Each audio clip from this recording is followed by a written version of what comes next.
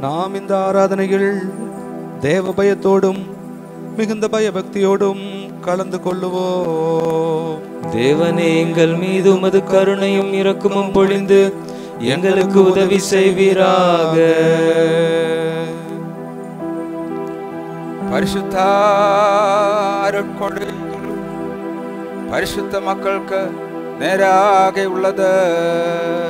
ஒரே பரிசுத்த பிதா, ஒரே பரிசுத்த குமாரன், ஒரே பரிசுத்த ஆவியானவர், உம்மையின்றி பரிசுத்தர் ஒருவரும் இல்லை.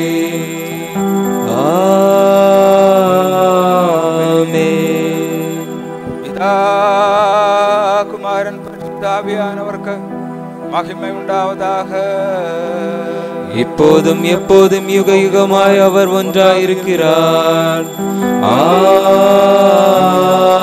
ஆமென். உலகத்தை தனது இரக்கத்தினால் படைத்தார்.